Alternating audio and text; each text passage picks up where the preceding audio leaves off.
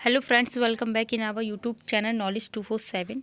Friends, कल जो हमने बात की थी वो जो हमारा सी टेट का एग्ज़ाम है, तो सी टेट का जो एग्ज़ाम है उसमें जो ईवीएस सब्जेक्ट होता है, इन्वायरमेंटल स्टडीज़, उसके जो प्रीवियस ईयर के क्वेश्चन हैं वो सारे जो हम डिस्कस कर रहे हैं। तो कल जो हमने बात की थी 2011 में जो क्वेश्चन आ चुके हैं उन क्वेश्चन के बारे में जो है हमने डिस्कस किया था। आज हम बात करेंगे जो 2012 में क्वेश्चन आए हैं ईवीएस के जो 2012 में क्वेश्चन पूछे गए हैं 30 क्वेश्चन, उनके बारे में जो है आज हम बात करेंगे। तो देखिए यहाँ पर पहला क्वेश्चन है हमारा, फर्स्ट है कि बाघों की सही विशेषताएं चुनिए।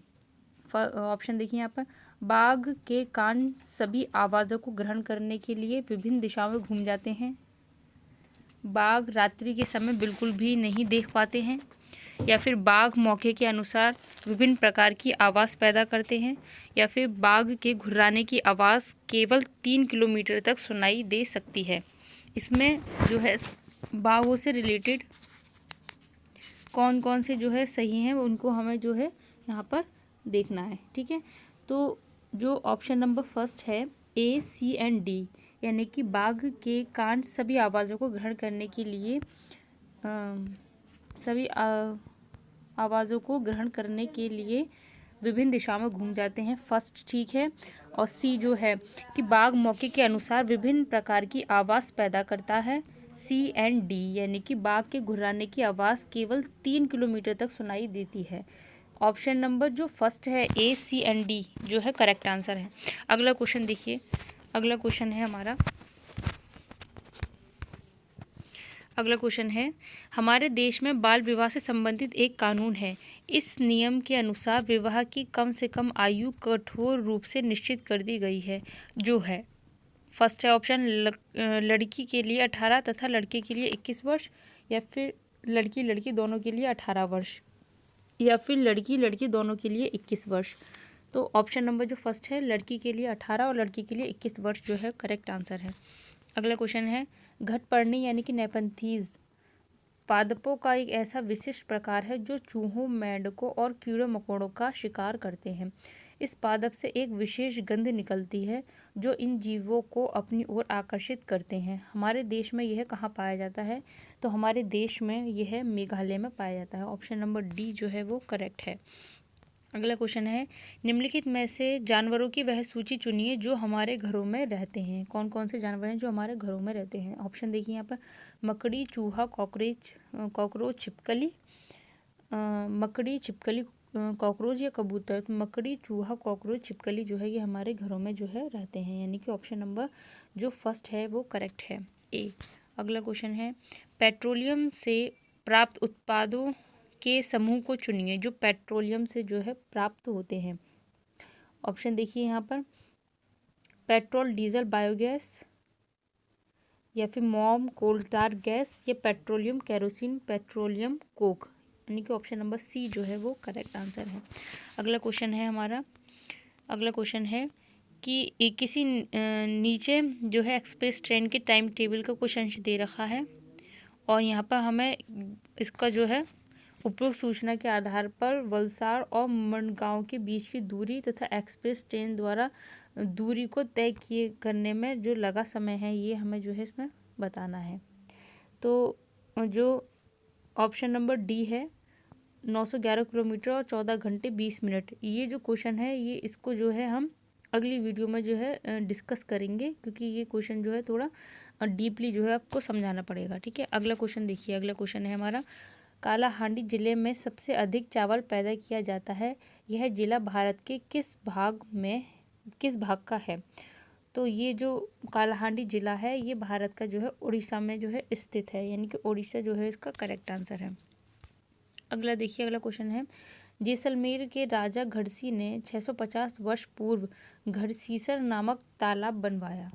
यह कई किलोमीटर क्षेत्र में फैला हुआ था तथा इसे इस प्रकार बनाया गया था कि वर्षा का एकत्रित जल पूर्ण वर्ष तक उपयोग किया जा सकता है। घड़सीसर आजकल उपयोग नहीं किया जा रहा है, परंतु इस संरचना को देखा जा सकता है कहाँ पर? हरियाणा में, गुजरात में, राजस्थान में, या फिर मध्य प्रदेश में।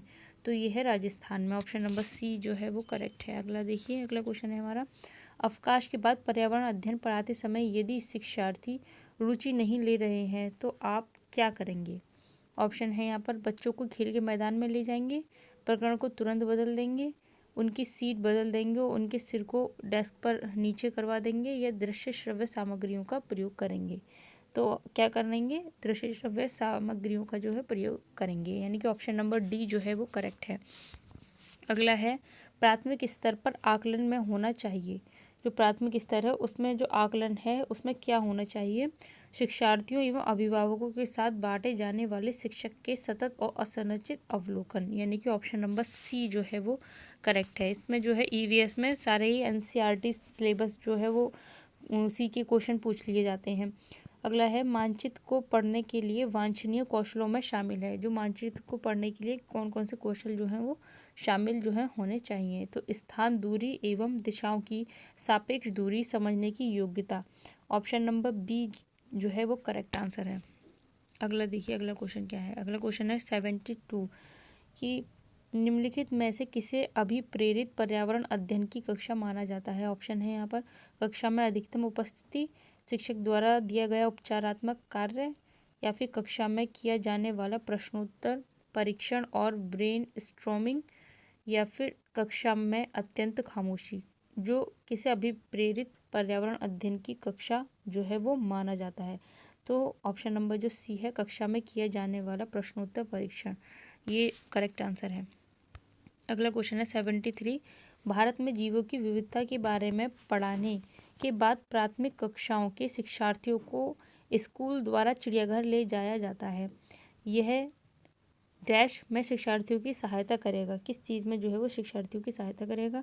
यह कक्षा कक्षीय अधिगम को वास्तविक जीवन स्थितियों के साथ जोड़ने में शिक्षार्थियों की सहायता करेगा। ऑप्शन नंबर फर्स्ट जो है वो करेक्ट आंसर है। अगला क्वेश्चन है हमारा क्वेश्चन नंबर जो है 74 की चाक्षुष बाधिता वाले कक्षा 5 के शिक्षार्थी को उच्च स्तर के कार्य करने में उसे छोड़ देना चाहिए, या दैनिक कार्यों को करने में अभिभावक और शिक्षक द्वारा उसकी सहायता की जानी चाहिए, या फिर कक्षा कक्ष में सामान्य रूप से व्यवहार करना चाहिए और सीडी के माध्यम से सशक्त सहायता उपलब्ध कराना चाहिए, यानी कि ऑप्शन नंबर सी जो है वो करेक्ट आंसर है।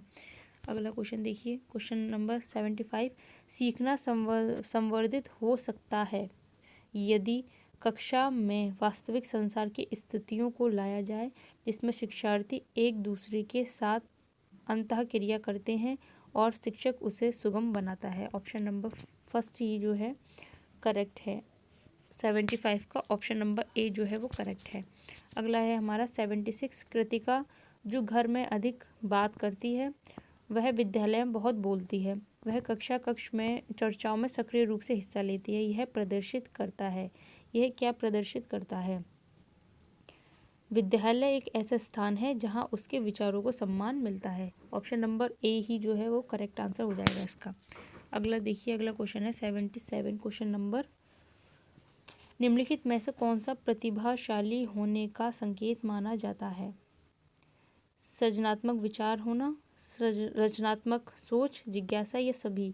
तो ऑल ऑफ दीज यानी कि उपयुक्त सभी जो है वो करेक्ट आंसर है। अगला देखिए क्वेश्चन नंबर 78 गूंगे बच्चों को शिक्षा उपलब्ध करानी चाहिए सामान्य बच्चों के साथ, या फिर विशेष विद्यालयों में माता पिता की उपस्थिति में, या विशेष विद्यालयों में सामान्य शिक्षकों द्वारा, या फिर विशेष विद्यालयों में विशेष शिक्षकों द्वारा? तो विशेष विद्यालयों में विशेष शिक्षकों द्वारा जो है गूंगे बच्चों को शिक्षा उपलब्ध करानी चाहिए। अगला देखिए, अगला क्वेश्चन है हमारा 79 कि कक्षा में एक बच्चा अपने अतीत की समान स्थितियों में की गई प्रतिक्रिया के आधार पर नई स्थितियों के प्रति प्रतिक्रिया करता है। यह सीखने का सादृश्यता नियम से संबंधित है। ऑप्शन नंबर ए ही जो है वो करेक्ट हो जाएगा इसका। अगला क्वेश्चन देखिए, क्वेश्चन नंबर 80 है हमारा। जब एक बच्चा निम्नलिखित व्यवहार प्रदर्शित करता है तो शिक्षक तनावग्रस्त बच्चे की पहचान कर सकता है कैसे? आक्रामक व्यवहार से, या सीखने में त्रुटियों से? तो वो जो है शिक्षक जो है वो उसके बच्चे के आक्रामक व्यवहार से ही जो है उसका पता कर सकता है। ऑप्शन नंबर ए जो है वो करेक्ट है।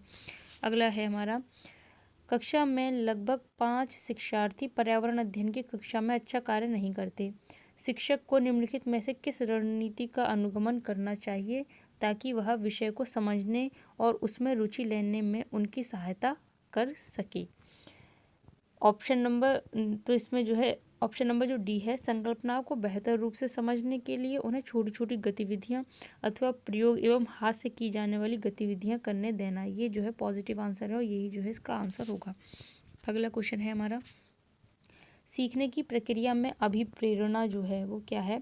शिक्षार्थियों की स्मृति को पैना करता है, नए अधिगम को पूर्व अधिगम से अलग करता है, शिक्षार्थियों को एक दिशा में चिंतन करने योग्य बनाता है, या छोटे शिक्षार्थियों को सीखने के लिए रुचि पैदा करता है। तो ऑप्शन नंबर डी जो है वो करेक्ट आंसर है। अगला देखिए, अगला क्वेश्चन है हमारा, एक पर्यावरण अध्ययन की कक्षा के लिए सर्वाधिक उपयुक्त शिक्षा शास्त्रीय पद्धति होनी चाहिए? केवल प्रयोगों पर आधारित, केवल व्याख्यानों पर आधारित, परीक्षा उन्मुखी, या भागीदारिता एवं चर्चा उन्मुखी? भागीदारिता एवं चर्चा उन्मुखी ये जो है पॉजिटिव आंसर है, तो ये ही जो है इसका करेक्ट आंसर होगा। एक पर्यावरण अध्ययन की कक्षा के लिए सर्वाधिक उपयुक्त शिक्षा शास्त्रीय पद्धति भागीदारिता परक एवं चर्चा उन्मुखी होनी चाहिए। अगला क्वेश्चन देखिए, अगला है हमारा, निम्नलिखित में से उसे चुनिए जो अपनी मादा की पहचान उसकी गंध से कई किलोमीटर दूर से ही जो है कर लेता है? तो कौन है जैसा जो उसकी मादा की पहचान जो है दूर से ही कई किलोमीटर तक कर लेता है? रेशम का कीड़ा। ऑप्शन नंबर सी जो है वो करेक्ट है। अगला है हमारा, अगला क्वेश्चन है, प्रत्येक समुच्चय के पदों का अध्ययन कीजिए और जो विषम यानी कि बेमेल समुच्चय है उसको पहचानना है। बकरी दूध मांस, मुर्गी मांस अंडा, गाय दूध मक्खन, पौधा वनस्पति और छाछ। ऑप्शन नंबर डी जो है वो बेमेल है, क्योंकि पौधा वनस्पति लेकिन छाछ जो है ये इसमें बेमेल है, यानी कि ऑप्शन नंबर डी जो है वो करेक्ट है। अगला है, भारत के नक्शे में दिल्ली के संदर्भ में झारखंड और राजस्थान क्रमशः किस दिशा में स्थित हैं? तो जो झारखंड है वो पूर्व और जो राजस्थान है वो किस दिशा में स्थित है? दिल्ली के संदर्भ में पश्चिम में, यानी कि ऑप्शन नंबर जो ए है करेक्ट आंसर हो जाएगा। अगला क्वेश्चन है, मधुमक्खियों के संदर्भ में सही कथन चुनिए। रानी मक्खी अंडे नहीं देती है, कि किसी छत्ते में मादाओं की अपेक्षा नर अधिक होते हैं, काम करने वाली मक्खियां दिन भर काम करती हैं, या फिर छत्ते में मुख्य कार्य नर मक्खियों द्वारा किया जाता है? यहाँ पर हमें मधुमक्खियों के संदर्भ में सही कथन जो है उसको चुनना है। काम करने वाली मक्खियाँ दिन भर काम करती हैं। ऑप्शन नंबर सी जो है वो करेक्ट आंसर है। अगला है हमारा, हमारे देश में भोजन के लिए बंद गोभी तथा मटर की मांग दिनों दिन बढ़ती जा रही है। ये हमारे देश में किस देश से लाए गए थे? बंद गोभी और मटर, इस तरीके के क्वेश्चन पूछ लिए जाते हैं सब्जियों से रिलेटेड। तो ये कहाँ से आए थे? ऑप्शन है यूरोप, दक्षिण अफ्रीका, दक्षिण अमेरिका, या फिर मिस्र। तो ये जो बंद गोभी है मटर है ये जो है यूरोप से आई थी। ऑप्शन नंबर ए जो है करेक्ट है। अगला क्वेश्चन है हमारा क्वेश्चन नंबर 89, उसे चुनिए जो दूसरों से भिन्न है। पेट्रोल, डीजल, एलपीजी एंड कोयला। तो जो कोयला है वो इन तीनों से भिन्न है। Option number D correct answer है। अगला देखिए, अगला है हमारा 9, अगला है हमारा 90 क्वेश्चन नंबर कि आज हम मिर्च के बिना भोजन के बारे में सोच भी नहीं सकते। हमारे देश में व्यापारी मिर्च को जिस देश से लाए थे उसका क्या नाम है? मिर्च जो है वो कहाँ से आई थी? अफगानिस्तान, मिस्र, दक्षिण अमेरिका, या फिर इंडोनेशिया। तो जो मिर्च है वो आई थी हमारी दक्षिणी अमेरिका से। ऑप्शन नंबर सी जो है करेक्ट है। फ्रेंड्स, ये थे आज के हमारे जो है 30 क्वेश्चन। कल हमने 2011 का जो प्रीवियस ईयर का क्वेश्चन पेपर था ईवीएस का उसको सॉल्व किया था। 30 क्वेश्चन वो किए थे, और आज जो है 2012 में जो आ चुके हैं क्वेश्चन वो किए हैं, यानी कि टोटल 60 क्वेश्चन हो चुके हैं। और आप जो है इसी से जो है रिवीजन कर लीजिए। सारे जो जितने भी क्वेश्चन आपको कराए जाएंगे प्रीवियस पेपर के जितने भी हैं सारे ही इंपॉर्टेंट हैं, क्योंकि इन्हीं से ही जो है पूछ लिया जाता है। जो सीटेट का जो प्राइमरी का जो एग्ज़ाम है उसमें जो है ये ईवीएस जो है यही क्वेश्चन जो है रिपीट हो जाते हैं। तो वीडियो को फ्रेंड्स ज़्यादा से ज़्यादा लाइक शेयर सब्सक्राइब कीजिए।